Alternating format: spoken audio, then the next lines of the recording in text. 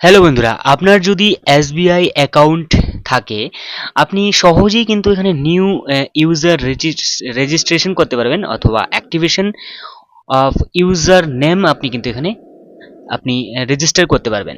তো কিভাবে করবেন এর জন্য আপনি যে কোনো একটি ব্রাউজার ওপেন করে নেবেন এবং এখানে আপনি সার্চ করবেন এসবিআই রেজিস্ট্রেশন। এরপর প্রথম যে ওয়েবসাইট দেখতে পাচ্ছেন আপনি new user register here active এখানে রয়েছে। তো আপনি এই ওয়েবসাইটের মধ্যে আপনি ক্লিক করবেন।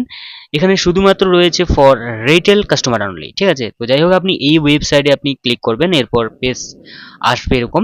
তো আপনি এখান থেকে যে অপশন রয়েছে এখান থেকে আপনি নতুন যে রয়েছে নিউ ইউজার রেজিস্ট্রেশন অথবা অ্যাক্টিভ ইউজার নেম আপনি করতে পারবেন, ঠিক আছে।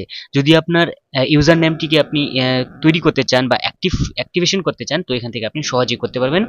তো এরপর নেক্সট অপশনে আপনি ক্লিক করবেন। নেক্সট অপশনে আপনার অ্যাকাউন্ট নাম্বার দিতে হবে, SBI account number, CIF number সেই অ্যাকাউন্টের মধ্যেই থাকবে, সিআইএফ নাম্বার, ব্রাঞ্চ কোড বইয়ের মধ্যেই থাকবে, অ্যাকাউন্ট বইয়ের মধ্যেই। কাউন্ট্রি সিলেক্ট করবেন এবং রেজিস্ট্রেশন মোবাইল নাম্বার বসিয়ে দেবেন, ঠিক আছে। এরপর ফেসিলিটি এখান থেকে আপনি সিলেক্ট করবেন এবং এখান থেকে আপনি ক্যাপচা কোড বসিয়ে দেওয়ার পর আপনি কিন্তু নেক্সট করে নেবেন, ঠিক আছে। তো আপনি এখান থেকে অ্যাক্টিভেশনও করতে পারবেন। তো অ্যাক্টিভেশন তো যাই হোক আপনি আই এগ্রির মধ্যে টাচ করে নেওয়ার পর আপনি সাবমিট অপশনে ক্লিক করে নেবেন। যদি আপনার অ্যারোর অপশন চলে আসে এরকম তাহলে কিন্তু আপনাকে ব্রাঞ্চ অফিসে গিয়ে কিন্তু আপনাকে কথা বলতে হবে, ঠিক আছে।